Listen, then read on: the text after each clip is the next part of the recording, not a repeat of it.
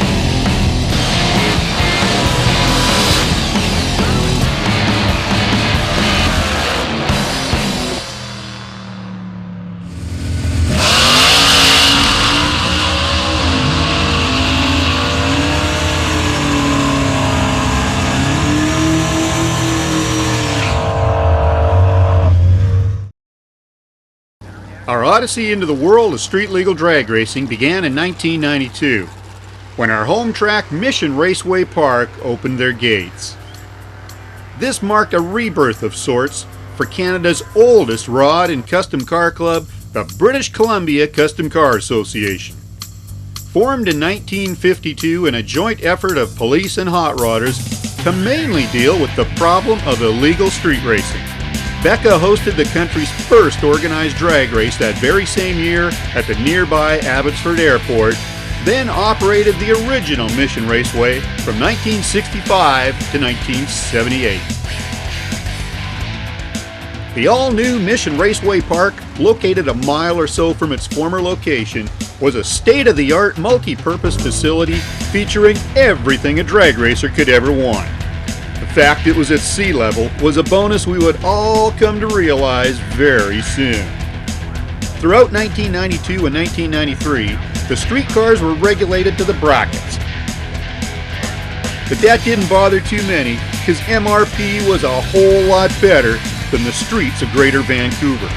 As a result, we got to see some pretty radical street machines, and got to meet a guy who would go on to take street legal drag racing on the West Coast to a level nobody in the early 90s would have ever thought possible. Glenn Braid, you bring this blown cancel out here just about every race weekend, beat the heck out of it, and it's a street machine. Yeah, it's 66 Canzo, it's 355 cubic inch, 671 blower, built by Buck Kenny, motor that is, and we come out here and we beat the hell out of it, and it's used strictly for how to be humble, right? I'm better off camera. Try again? Okay. Are you still going? We got trying to figure out the horsepower. We're in the range of 700 or better. And, now, 700 horsepower with a blower, I must be pretty trick bottom end and stuff in it too? Oh, or? it's got all nothing but the good stuff in it. All like big, what? We got crawler rods. We got 8 3/4 compression in it. We got flat top pistons. We got steel crank. It's been Dart 2 heads. The blower is 43/43 is 1-to-1 drive on it. So we haven't played with the blower yet, so we can get a lot more out of it.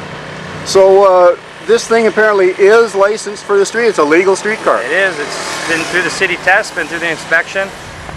It's made the changes it had to make for the street, and we go out and terrorize. And it's been, it was in the car show this year, looking real good, and the interior's all done up. Who did a lot of that work? Yeah, we had Marty Collins did the interior. It was done when I got the car. Buck Kenny's built the first motor in it, and we just did a lot of modifications and changes, and he did this motor, and it's really working good. How about underneath? What kind of suspension's in this thing? Actually, it's just leaves and slapper bars.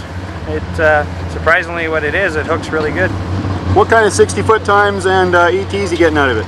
We're getting 5.4s, 5.5s in the 60-foot. We're doing we ran a 1080 at 124 miles an hour, and we're making a few more changes. I hear you're going to bring it out with mufflers on it, drive it to the track, and race it and drive it home. That's the intention. Hopefully we won't break nothing, but we haven't broken anything here yet, so it's a good luck track. So if anybody in Vancouver thinks they got a quick street machine, this is one they got to beat. It's got to be licensed. You know, we'll take the takers, but it's got to come to the track. Street racing, well, you never know. A licensed street shootout would be a lot of fun out here. Hey, there's something for an idea. Yeah. Thanks, Glenn. Okay.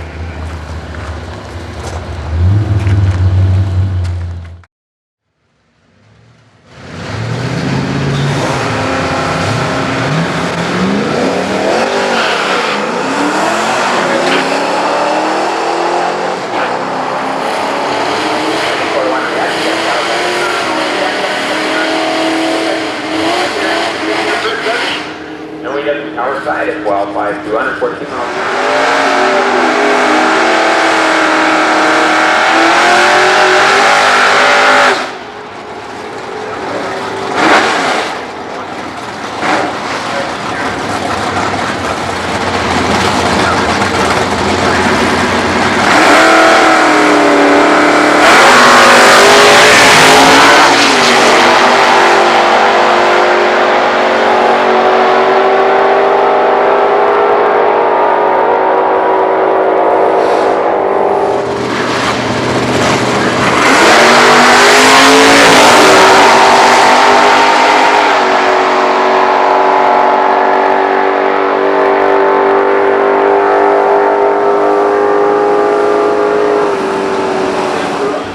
'93 saw the streetcar crew stepping it up. Braid was now blown and injected, and a dude named Don Murray had come onto the scene.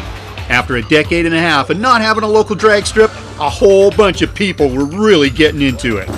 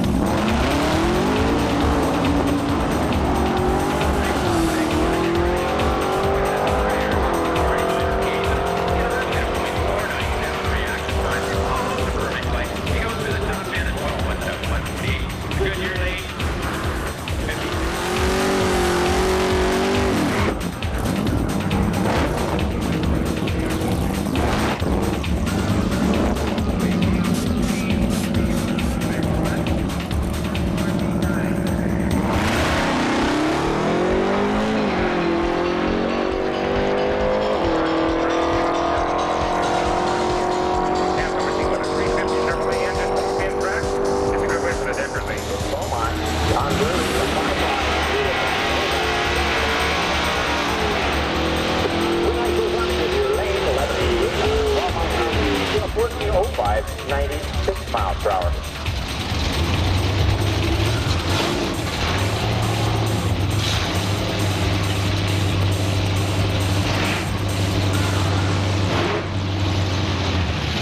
John Murray out of lane, 59 Camaro open next. Decker lane, keeper engine, Andy Ruger out of 3 with a 58 Camaro.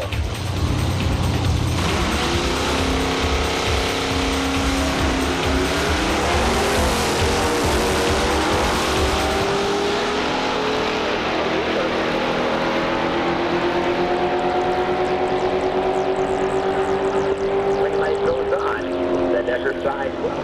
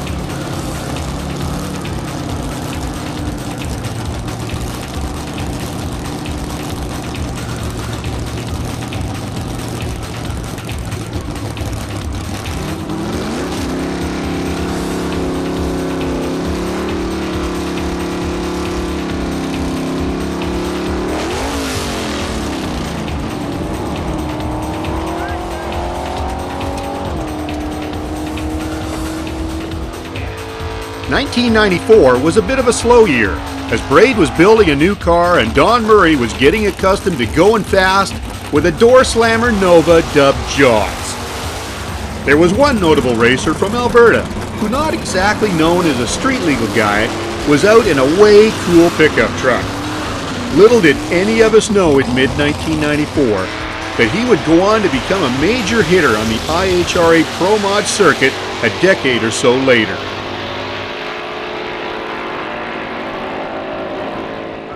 What we've done is we've back halved the truck.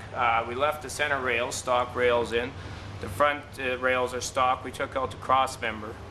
And the balance of the truck is all stock. The seats, the stereo, everything work in it. The carpet's in. It's completely stock as you would get it from the factory. We were running a 740 horsepower motor last year, and we stepped up to a Giannino. We took a trip out to Detroit and had Sam Giannino build us a 582 cubic inch alcohol motor with 1,030 horsepower on the dyno. And almost a full interior in the truck. Still got the beverage holders, the radio, and all that stuff. Is it all operable? Everything's operable. The power windows work. And in fact, that's very handy when you're up in the line in the heat. And everything works. The stereo works. The only thing we took out is the air conditioner because we needed room. But it's you can put it back on the street very quickly with just some minor details on mufflers and so forth. I bought this truck brand new, and I drove it on the street for a year. And I decided I would get into racing, and of course, what better thing to do is with this 454, because it was a unique truck and a very popular truck. So we ran street for a year, and then I stepped up last year to the 740 horsepower, and this year we went all out. And I race it because it's unique and it's full-bodied, and to get speeds and times like that out of a 4,000-pound truck is difficult, and it's different. Near the end of the '94 season, we were introduced to a new player, Mike Hebert from just across the border in Arlington, Washington. Suddenly, the Americans were represented in a big way, and Northwest street legal drag racing became an international affair.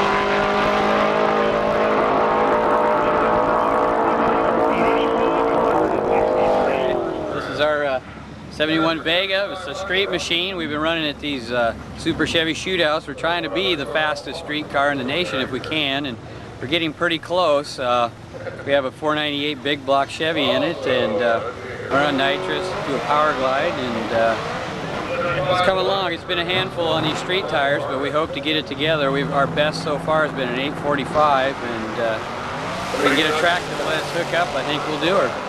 Now, when you say street legal, what exactly does that all entail? Okay, we have to run with a DOT-approved tire through mufflers, and we have to weigh 3,000 pounds, plus have working headlights and such that are basic and licensed to qualify as a basic street car.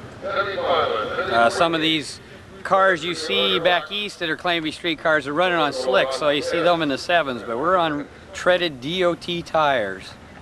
And you got a pretty big nitrous deal in this thing? We run a 2-stage NOS system, leave on the foggers, and then hit the plates when she's hooked up, and just hang on.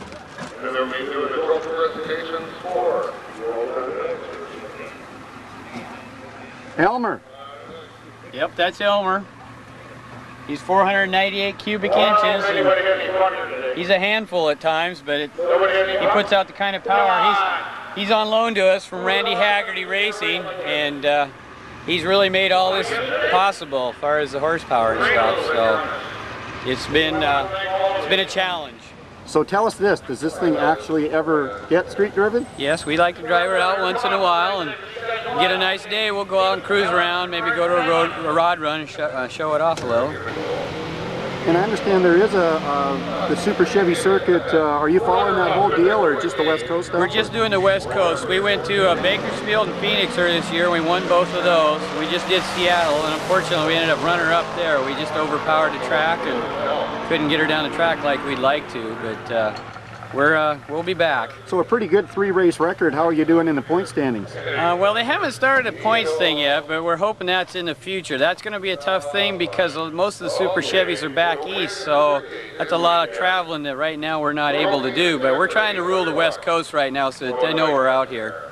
So you were out here today, not totally hooked up, running 40s. What do you think this thing will run on a good day? Well, if we can get that 100 to 300 foot zone to hook up, we're sure we can do 20s, and if we can lean on the motor even more, someday we'd like to be the first street-tired car in the 7s.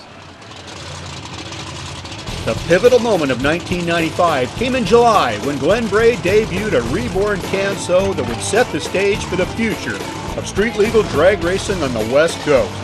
The new ride featured a tube frame under a steel body and included a full interior, power windows, a booming stereo, and a screaming small block Chevrolet. Dubbed Mighty Mouse, the team basically tested for the remainder of the season at both Mission and the Eagle Motorplex, a couple of 100 miles east up the Fraser River Valley in Ashcroft, British Columbia.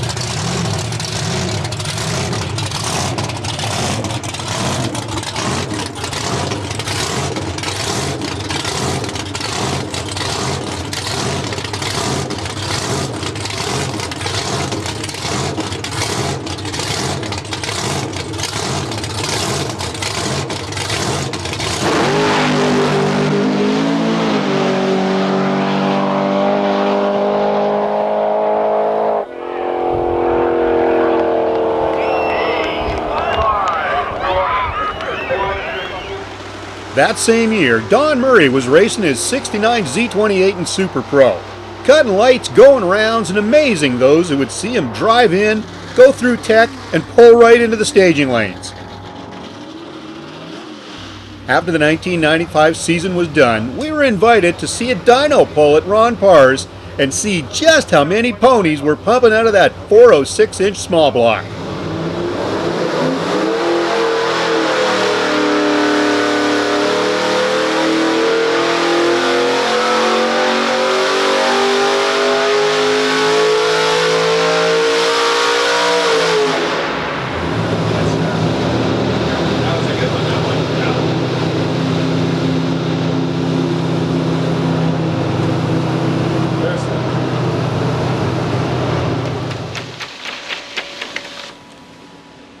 .627 horsepower. 627.5 horsepower. Yes, sir. Don, we saw the car run quite a few times this year. What were the best numbers on it? Went at 1073 at 127 miles an hour. And like you say, you drive this thing everywhere. You drive it to the strip, from the strip. It's your grocery getter. Yeah, I've gotten groceries in it before. I drive it to Mission from White Rock and drive it back. How many miles is that? 40. Every weekend to go drag racing. 40 there, 40 back. In the Super Pro class. Yeah. Against those real race cars that you drive crazy. And just pump gas in this thing. You just take it into Chevron and put the high test in it? Yeah, it runs on pump gas, Chevron pump gas, just 94. Because I couldn't afford to run a street car with race gas, so I just tuned the engine to run on pump gas. So there's a lot more power in it left if we were to bump the compression and put bigger cam in it, but wouldn't be very streetable. So it's got a real small cam and low compression for the street.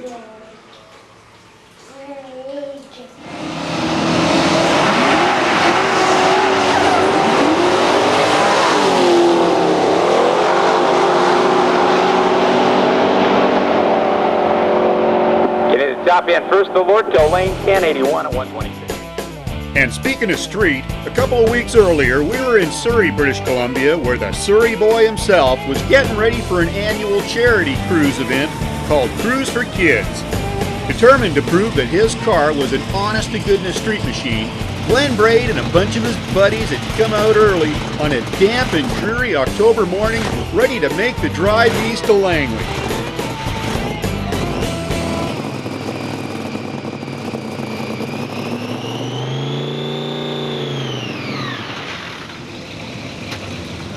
Blown injected on alcohol. It's currently, we've got it running 840s, and unfortunately we really haven't had a tranny to put us through. Bill put us together a couple of trannies, got us through for the end of the year, but we figured we got about 3 more tenths in there, and we got a 7 in it. We just unfortunately couldn't get it out this year. And it's a small block. How big is it? It's a small block, stroke 383. And you got a CD player in there, a bunch of stuff. And we got the full stereo, it all works. Well, we got the full lights, and we got, unfortunately the speedo doesn't work. But it's all stock dash, and we've got all the lights, turn signals, reverse lights, pretty well everything we need for the street. And it's all steel? It's all steel, it's all glass. What does it weigh, any idea? With me in it, it weighs 3,300 pounds. We had it on the dyno at Richmond Engines, and it made 1,045 at 1-to-1 drive with about 26 degrees timing into it, which is pretty tame. So there's lots more left? Yeah, we figured we'd twist about another 150 out of it if we wanted to, but we wanted to make it through the year and the end of the year and just be reliable. And we still street it with the same motor we raced with. So, you know, can't be changing motors, that's cheating. And it failed.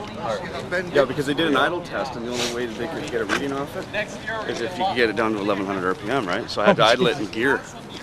And then I think it's the only way it idles, right? He should be holding it. Look, Larry passed.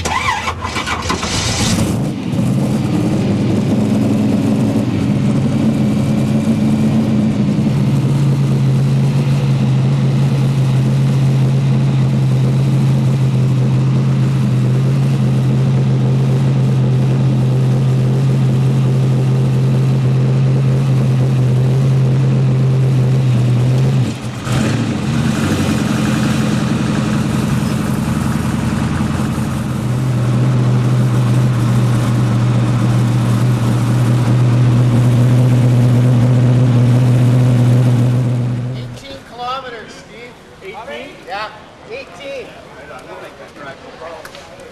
So what does that work out? 18 kilometers, do you believe it? 25 gallons and 18 kilometers. It's a thirsty streetcar. But it made the windows up. 1996 began with both Braid and Hebert struggling on older design DOT rubber. And in June, the Surrey boys showed up with some new street-legal Mickey Thompson tires that were basically slicks with grooves carved in it. Traction became much less of a problem. Together with a new all-aluminum small block, Pro Street in the Northwest moved to the next level. A month later, the Vega and the Canso both came to the Mission Pro Mod event for one of the first Pro Street match races in the Northwest. Needless to say, they put on a great show, despite the fact neither of them really ran to their potential. The final round of the day, however, saw Hebert lay one down in a manner that would soon come to epitomize what this kind of racing was all about.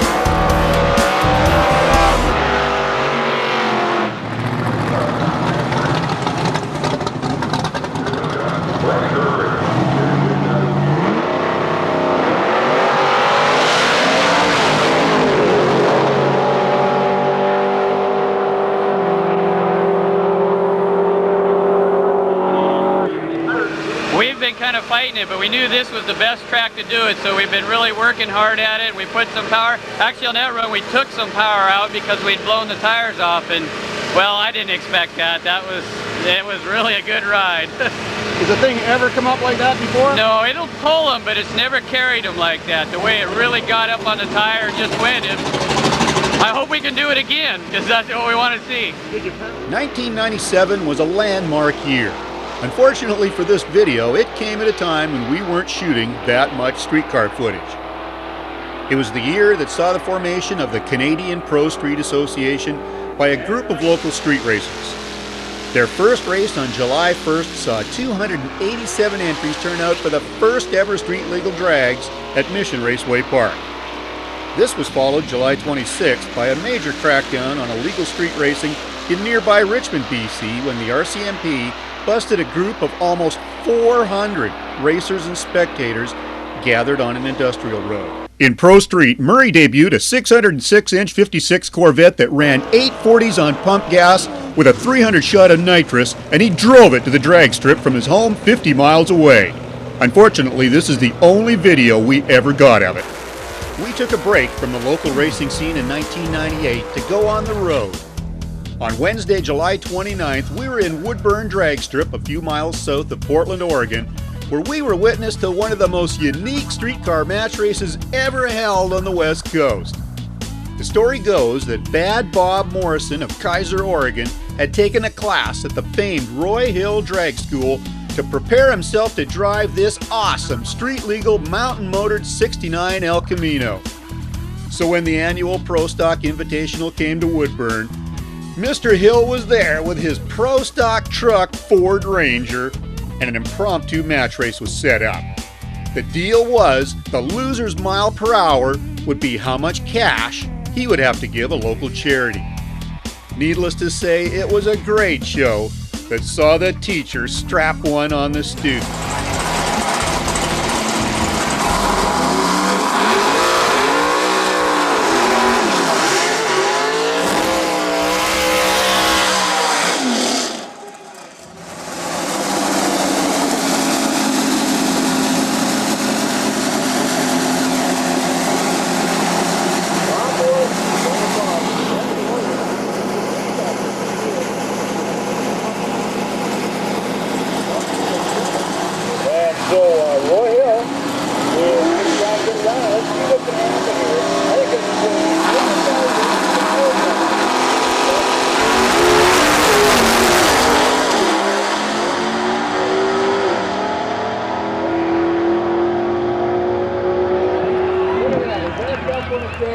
Bad Bob, you go see Jim Livingston at the front gate.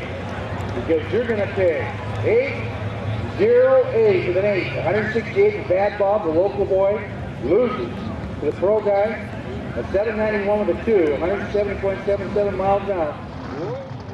In early 1999, Braid and Murray were going head-to-head to see who would be the first Northwest street car in the 7s. In this rare video, supplied to us by Murray, we see his big block nitrous 56 Corvette running 8021 beside Braid's identical number in the blown small block Kansas. Later that night, at 11:05 p.m., with Braid broken and the legendary MRP mine shaft conditions showing 417 feet below sea level, Murray made Northwest streetcar history with a 7.973 at 170.45 mile per hour pass. This battle was over, but one of the wildest drag racing rivalries the Northwest had ever known had just begun.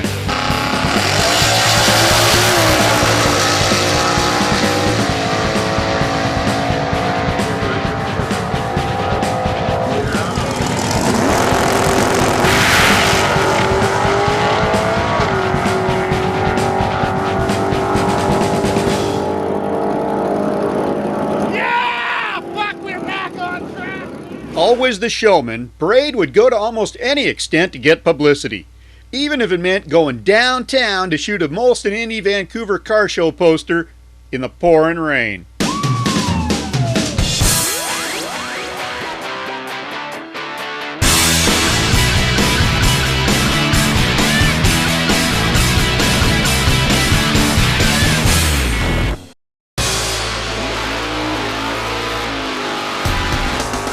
Summer of '99 saw the streetcars running any chance they could get.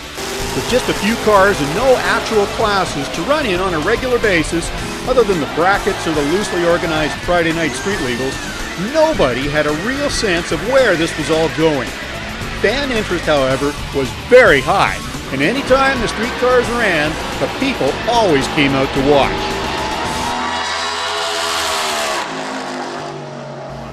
In July, Braid and Murray sucked it up and decided to come out and run the new top comp class at the Mission National Open. They were easily the most popular cars in the category, running against dragsters, alters, and other fast door cars.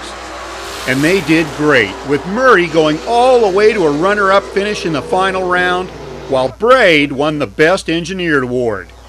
And how about this? On Saturday night, after the racing was done, Braid's crew chief, Steve Horn, cruised it over to the local mall where a nitro car was staging a cackle fest. Let's just say they attracted more than a little bit of attention, and a tradition was born that would later become part of street legal drag racing at Mission Raceway Park.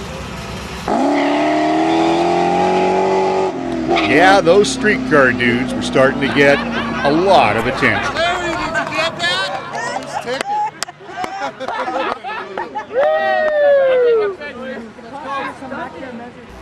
2 months later, Braid traveled north to the Eagle Motorplex to run in another National Open. Once again, the little Canso was a crowd favorite, though few gave the street racer much of a chance of winning. But as eliminations progressed, the only car in the field with power windows and a stereo kept on winning.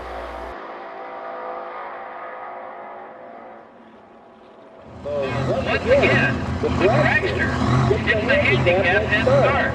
Not often you get to say that.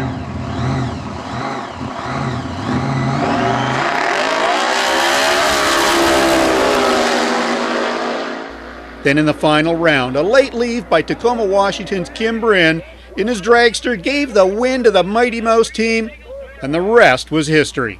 For the first time, a pro street car took home a coveted NHRA Wally. A fact not lost on Division Director Chris Blair. We need to run all of them next year. Bring them on. At the annual Canadian Motorcycle Drag Racing Association Ball Bike Drags in September, it's traditional that they bring out a few cars to put some rubber down. It was here where we got to see some great passes from a couple of the other street legal racers. Harry Lockerbie in his 65 Chevelle, and a Mustang owned and driven by Surrey, BC's Dal Sanga.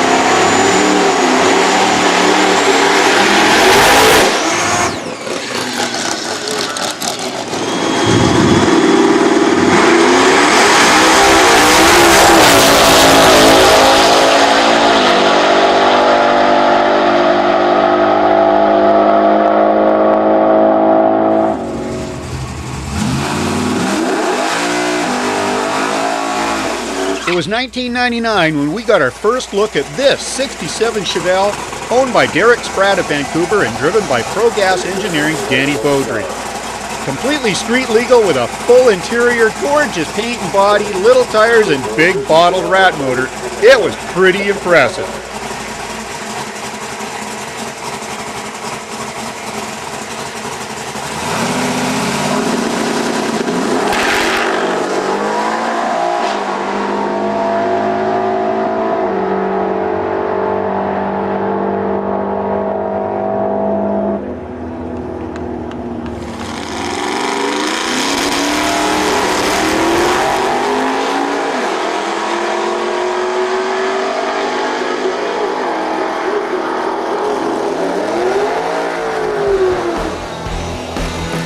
The year ended with a major CPSA streetcar weekend at Mission, and even though it was plagued by some rain, the entries came out in force, proving to everyone that this was a category on the move.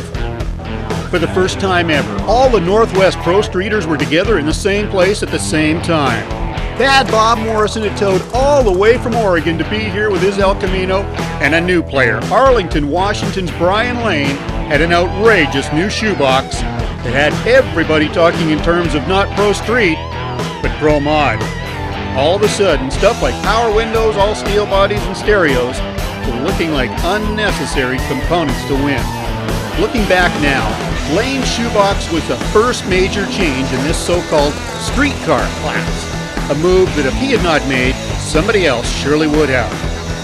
Despite the racer grumblings, the fans loved the variety, the showmanship, and the simple idea of leaving together, the winner being the first one to the finish. This race marked the emergence of what would later, much later, become the next big local streetcar rivalry.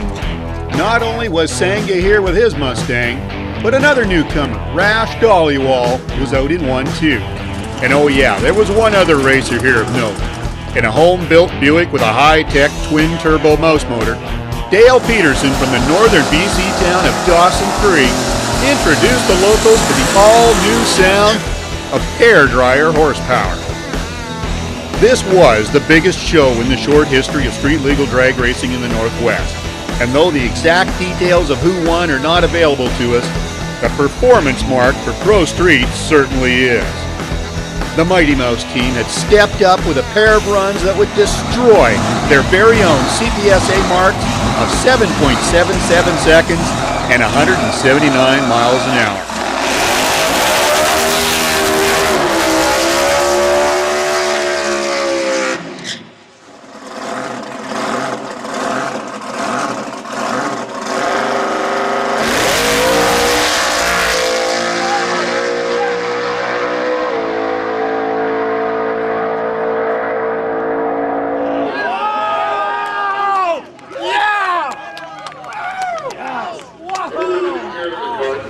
The RPM's been bouncing up, and I glanced down, it was 8, and just as I was trying to guess the shift, I wanted a perfect shift, and bang, just before the light was on.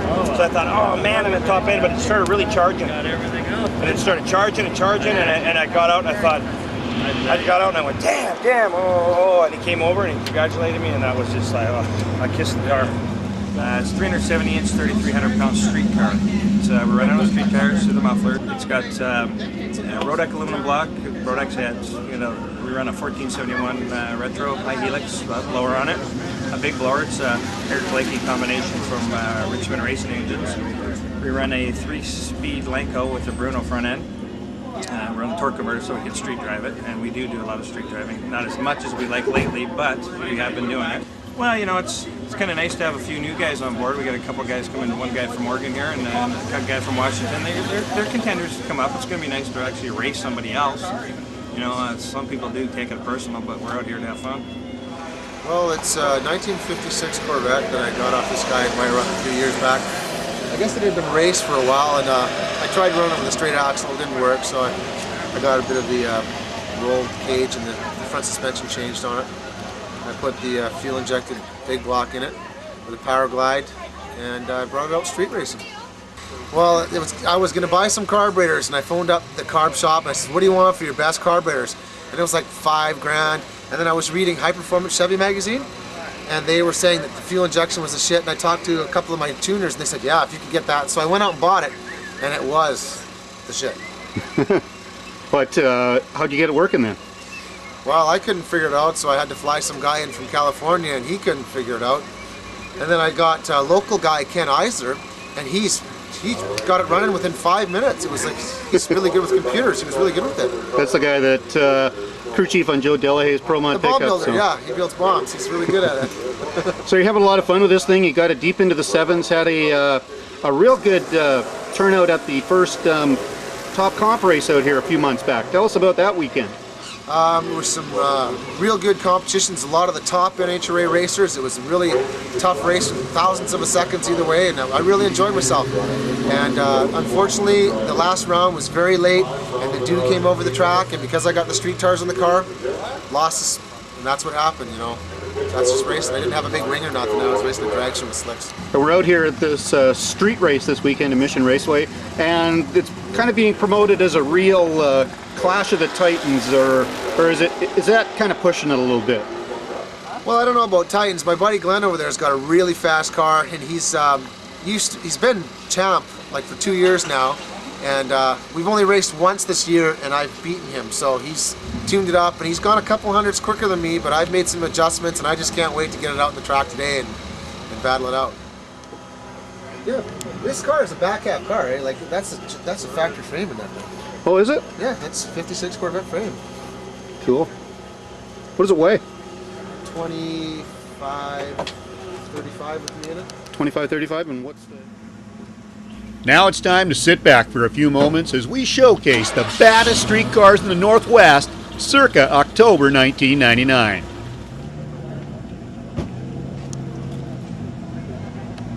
CPSA is trying to put together, if you're interested in signing up.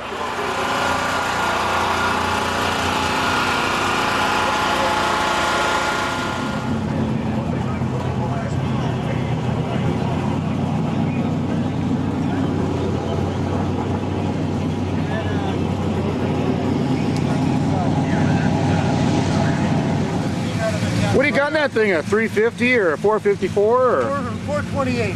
Oh, it's a Ford. Oh, Yes. my mistake. The only mid-50s Ford truck with a Ford engine.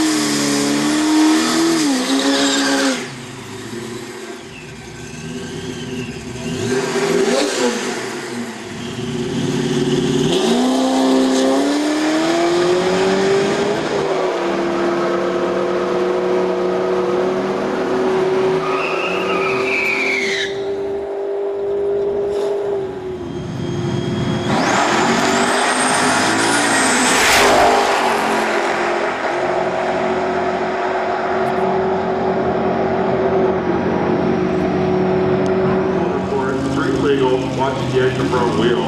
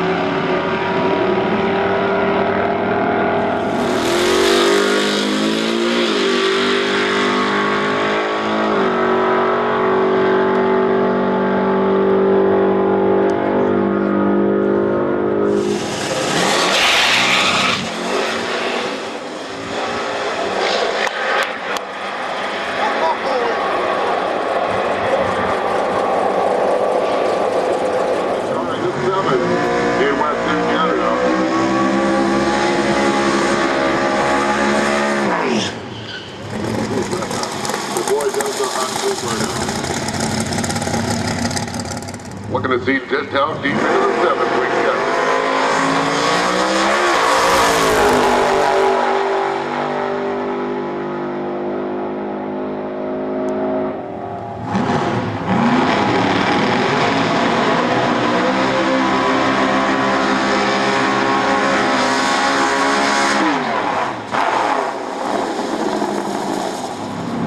Now, folks, it's a 3 legal car.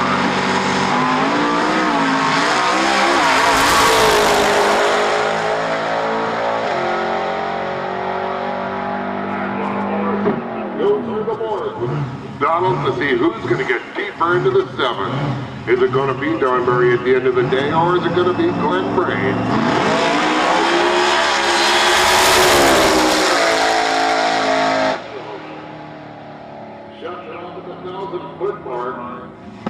Its name is Brian Lane, I believe. He's from Everett, Washington. This thing should go high 7.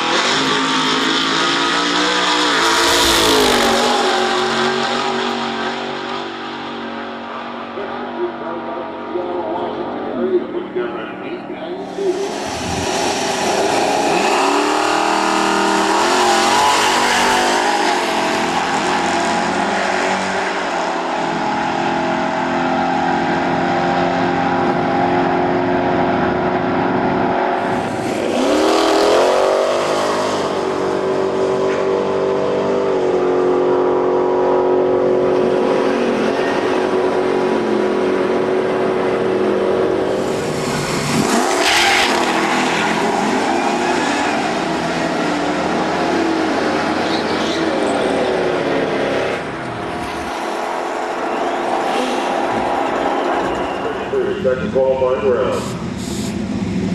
So final call is off, first call, real street, and it's going back.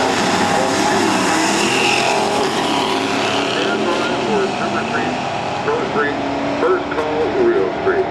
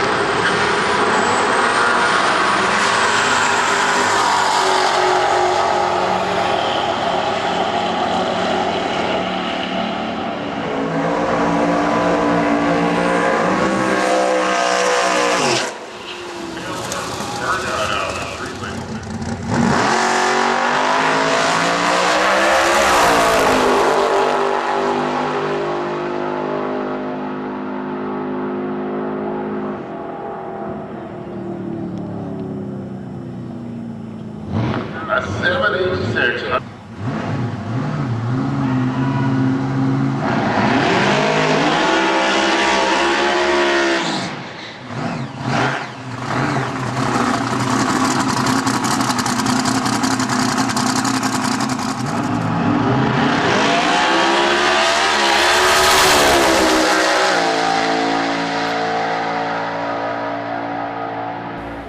With 1999 done, the Northwest Street Legal troops were all very optimistic to what a new year and a new millennium would bring.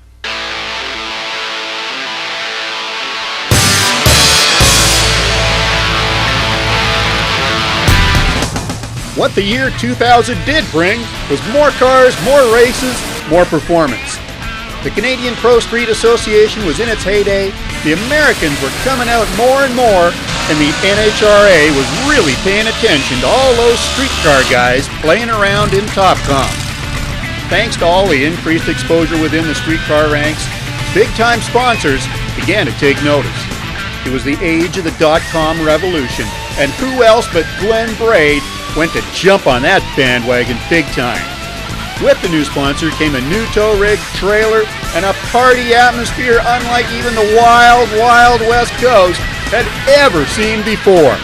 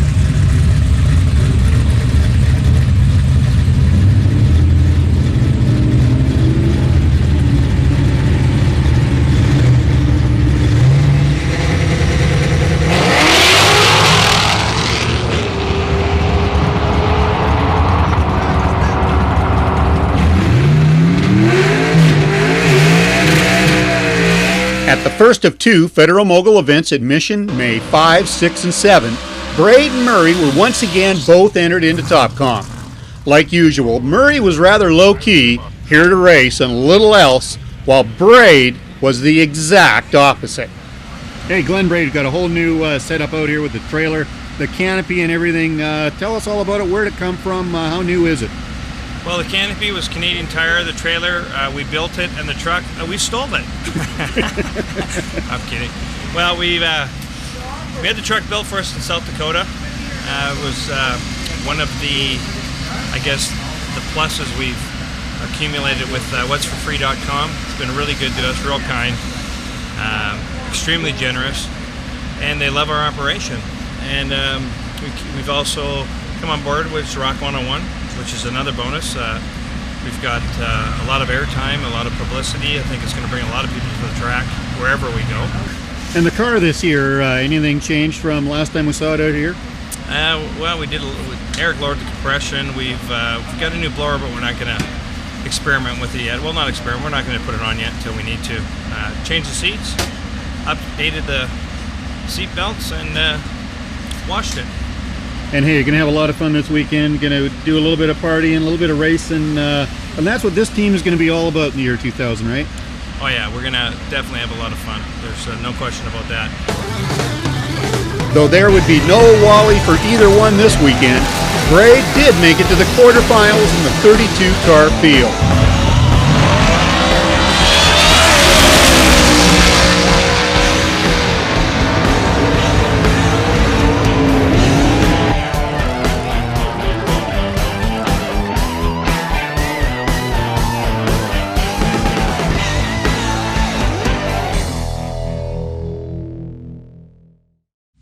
If you're starting to get the idea that street legal drag racing in the Northwest at the turn of the century was the Braid and Murray show, well, you're right. The two Canadians were in a class by themselves, and anytime they showed up, everybody just loved to watch them perform. It was perfect. Big block against small block, nitrous versus blower, big team against little team. This rivalry had it all. Top it all off with just a little bit of trash talk and performances that were so close, and you had a series of match races that everybody was talking about. Because of this stout rivalry, it didn't really matter what happened south of the 49th. The Americans basically had to come to Mission to run these two. MRP, with the organization of the street classes and a track already legendary for its sea-level performances, was the place to run your quick street car in the Northwest. So it was the Americans continued coming in greater and greater numbers as we witnessed at the Pro Mod race in early June when we got our first look at Chris Martin's badass blown Chevelle.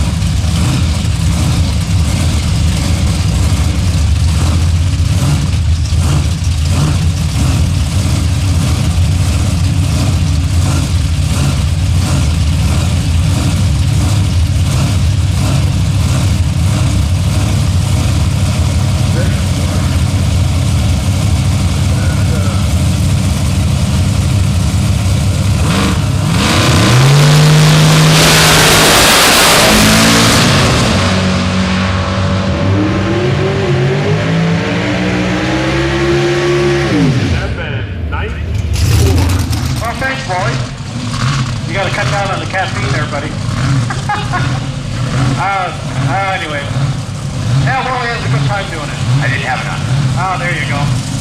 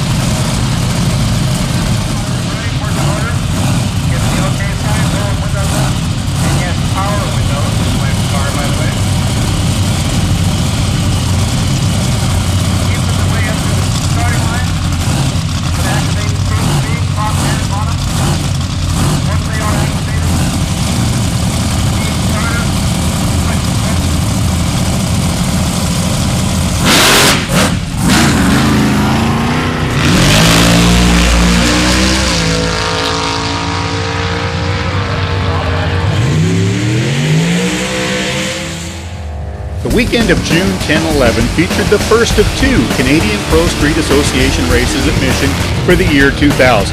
Unfortunately, the rains came before any eliminations could be run.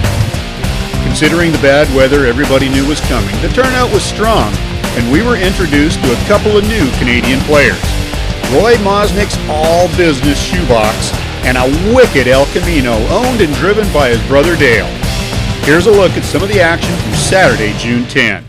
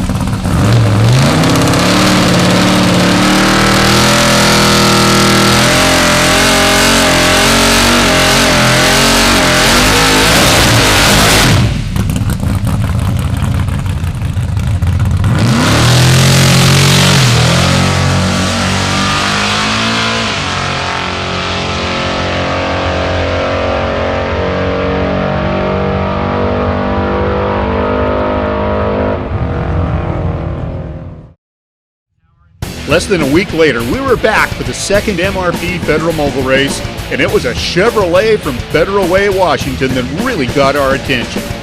Running in top comp was this downright sinister 68 Camaro of Rich Petter. We never did find out if this thing was actually a street car, but it's more than worthy of this video. Running 540 inches of Jim Audi Huff rat power, Petter had a heavy foot and flat drove this thing hard.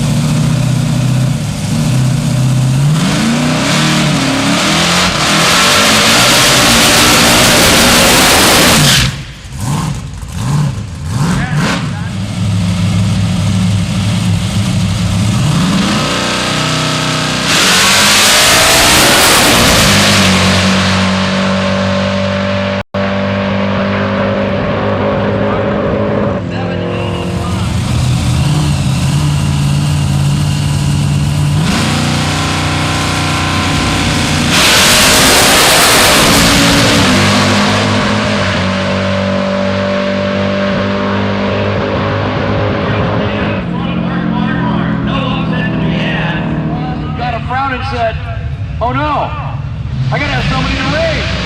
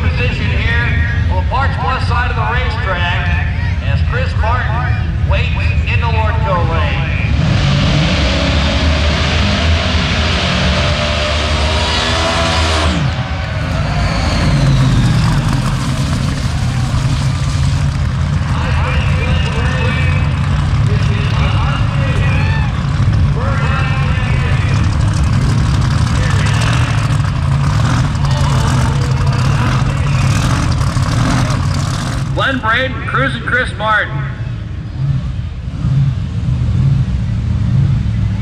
Brakes machine backed by whatsforfree.com and just-in-time communications with some great backing by Rock 101. And for Chris Martin, it's G&M, Honest Performance,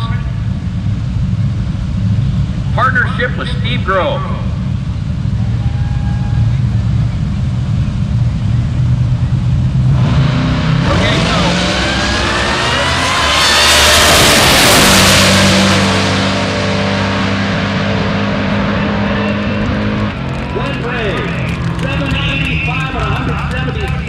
An hour to an 802 for cruising Chris Martin.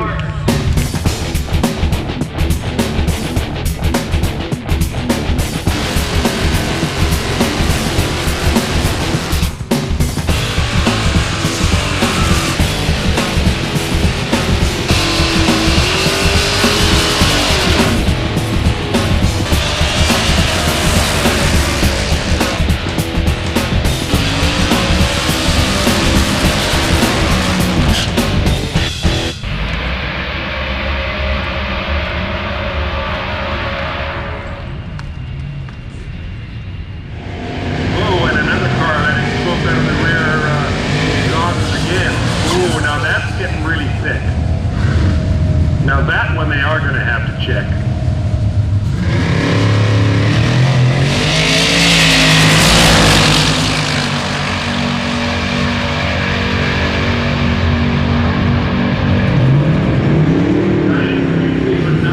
They're one tough looking race car.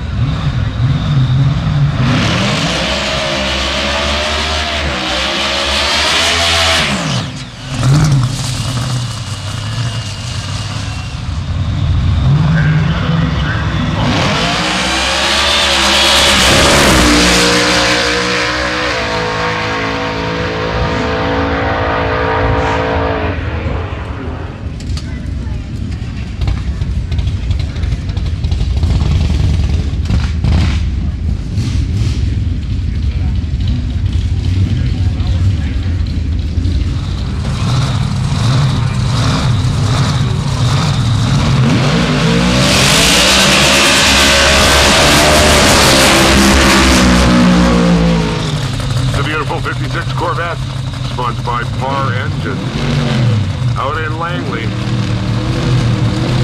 The ever beautiful Ron Parr, the king of tweaking a car.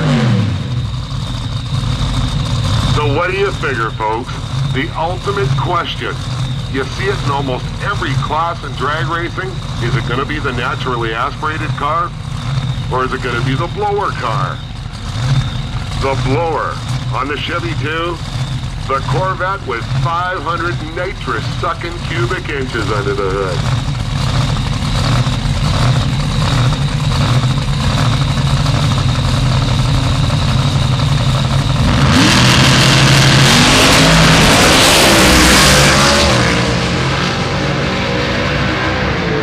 The Corvette, the cancel stood up on the wheelie bars, an 803 out of Braid, an 848 out of Don Murray's Corvette.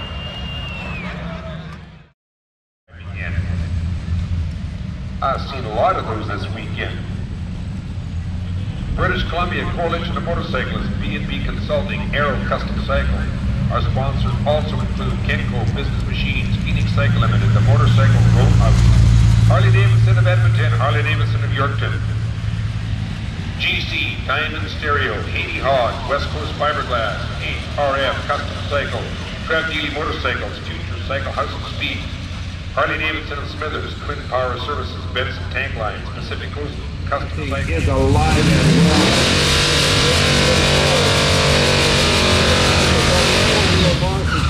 Himself, D-Boys of Mission Raceway Park, races and fans, Rick Farmer.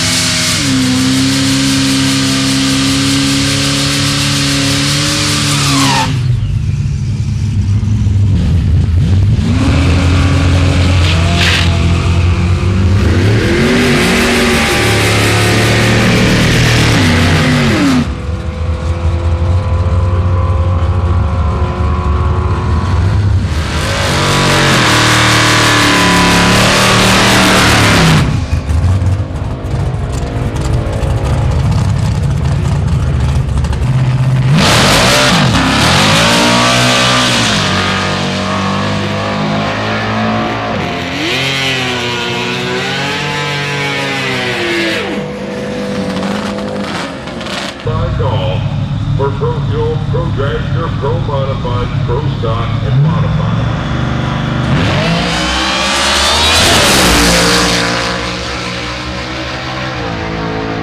Looks like a good solid hit for Brady as he goes through the horn with a 780 even with an O, 176 miles an hour.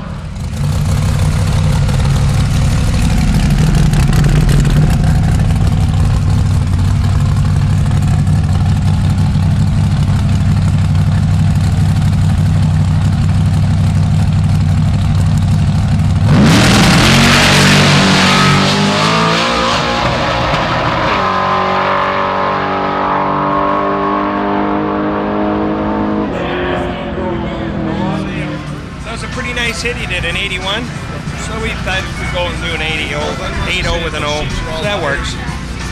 So we'll see what happens here. We're going to tune it up a little bit, I think.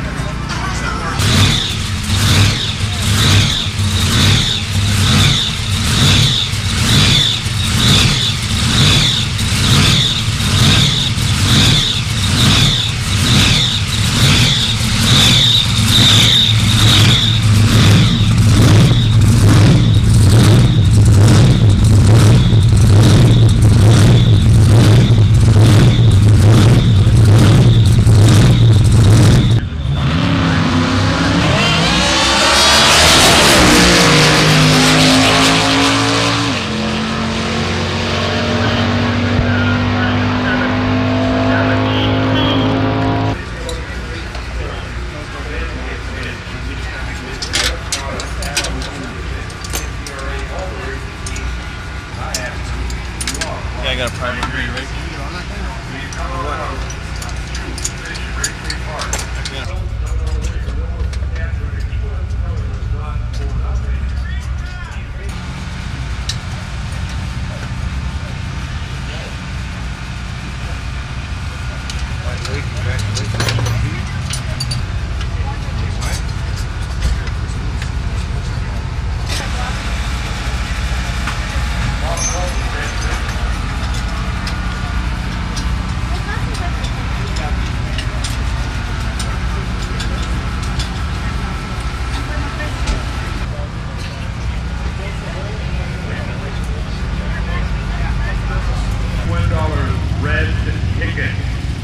Red ticket number 26, 8060. All right. 36 Corvette, sponsored by Mopac Performance. Cars Racing Engine.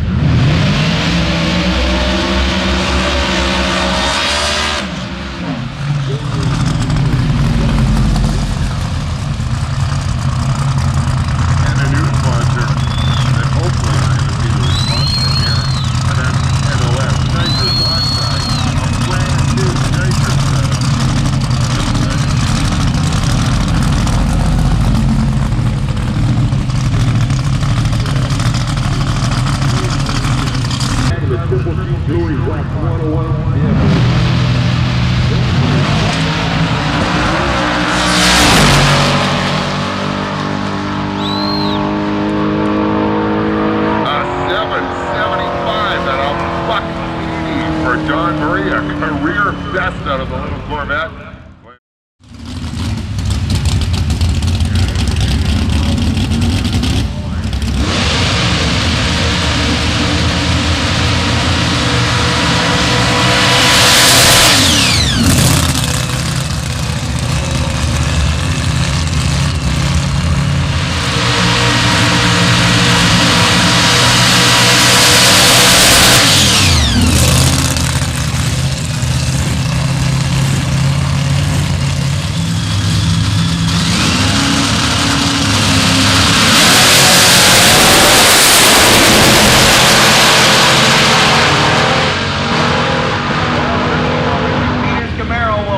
Part of the program, although he did pick up some performance. It was at this race that Murray had his fuelie set up on the bottle for the very first time. Together with nitrous guru Kenny Eisler and Pro Gas Engineering's Danny Beaudry, the little green Corvette came forward with the goal of trying to break into the 760s.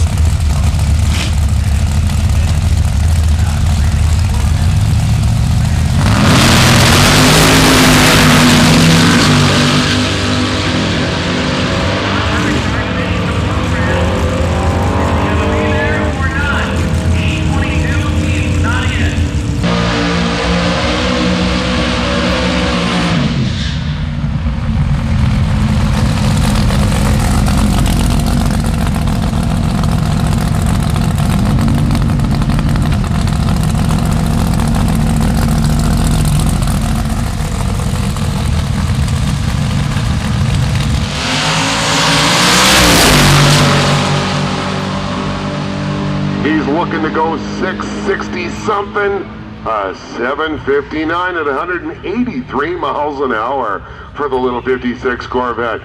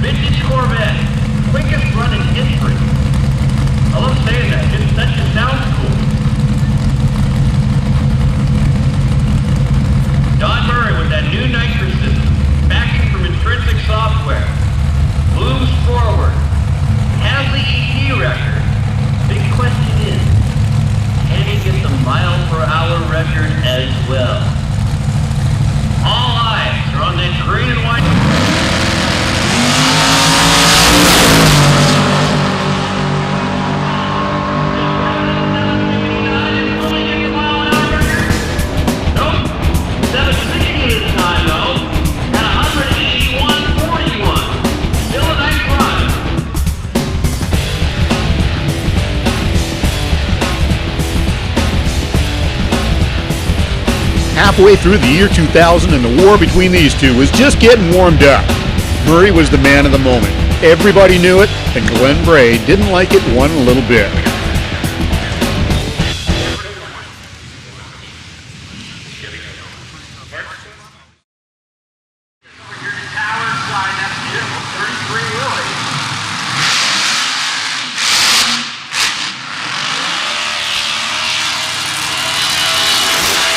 With the potential for either of them to go quicker any time out, they ran as often as possible. In August, Braid raced exhibition beside the AA gas 33 Willies of Brent Harris from Edmonton, Alberta.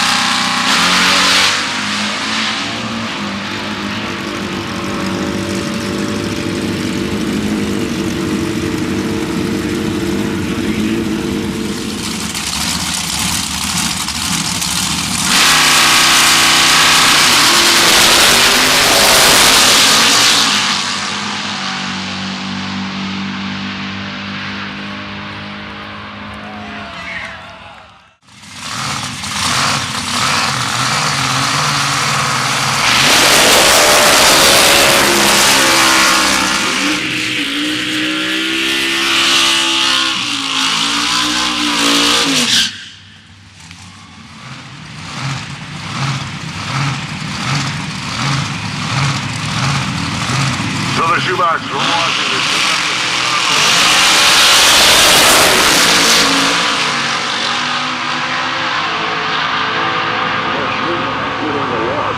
All the way down the track. Rate goes 765 at 177 miles an hour. And they are CFOX, FM 99.3, the official radio station of Mr. Raceway Park. And BP Fuels, along with Intrinsic.com, Borla Mufflers, NOS Nitrous Systems, Mopac Performance, and John's Plant Factory.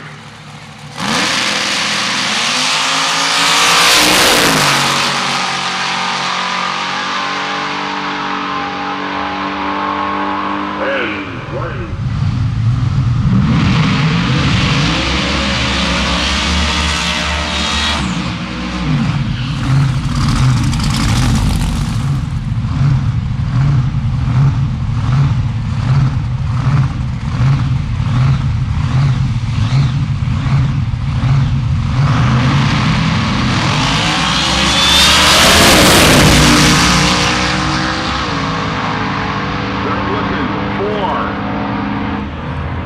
Kind of runs.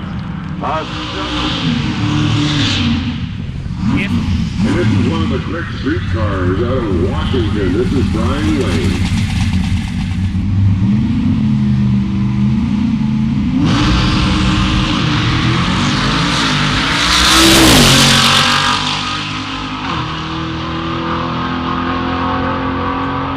And it trips the light fantastic with an 8-foot streetcar.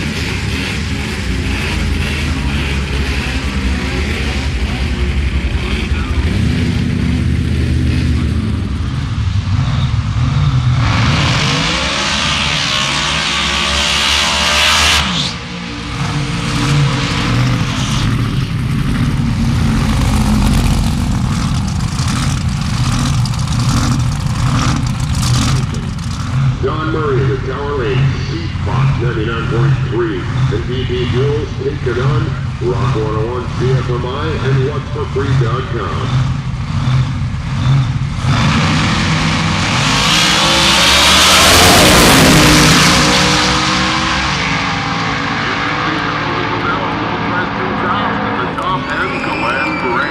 Takes the win by 31 one-thousandths of a second.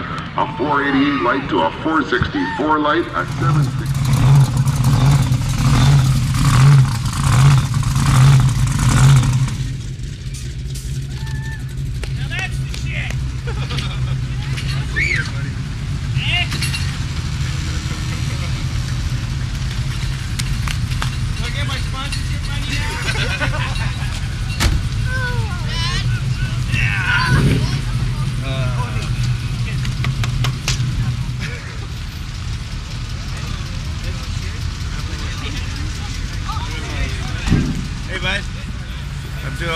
It was a hell of a weekend. It was a hell of a weekend. So what did it weigh in at? 33.25. What a biscuit. What's on the fuel? 900 pounds overweight.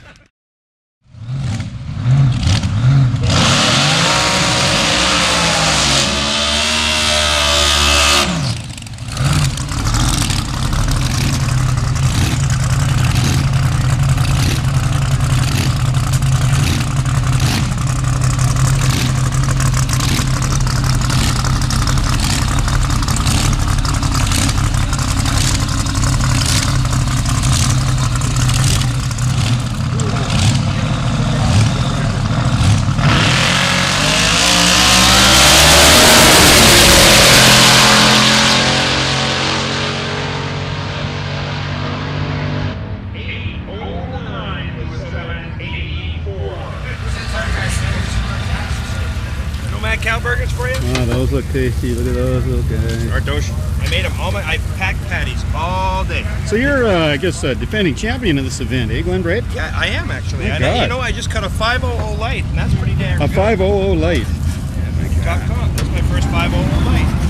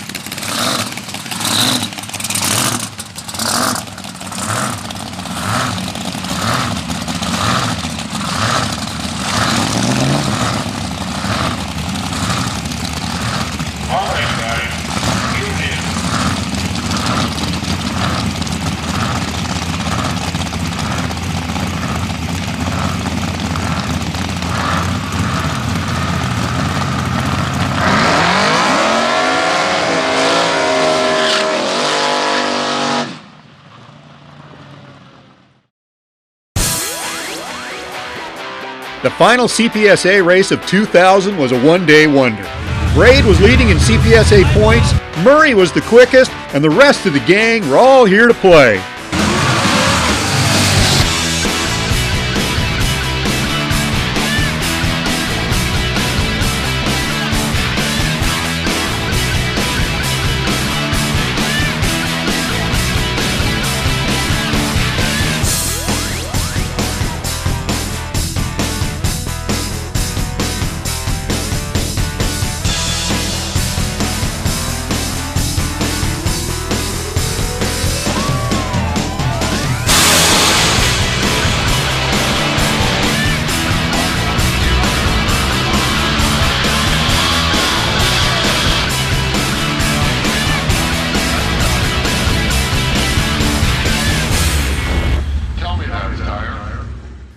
There were 4 pro street cars in the pits, a bunch in the small tire class that somebody had decided to call Super Street, and Real Street, which was kind of self-explanatory.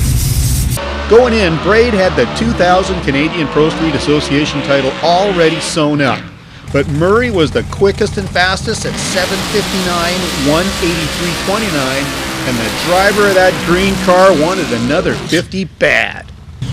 The Mighty Mouse team just wanted to go out with a win and the engine intact. So with the forecast for 100% rain on Sunday, they decided to do it all Saturday.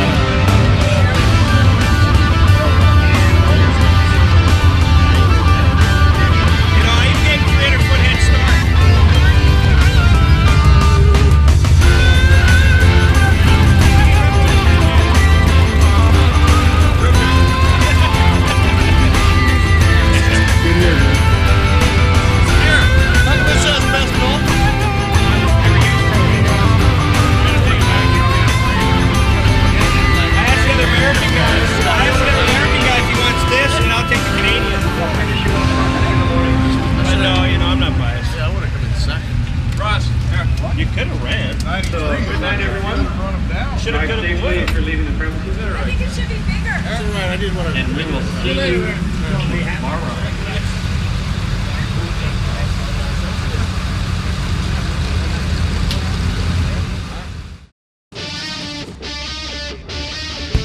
On Wicked Street of the West Volume 2, you'll see what most agree is the biggest step up in the history of Northwest Street Legal Drag Racing.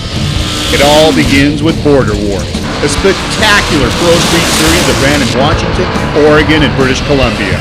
For the first time ever, there was a coveted Wally Trophy up for grabs, the most prestigious award in the sport.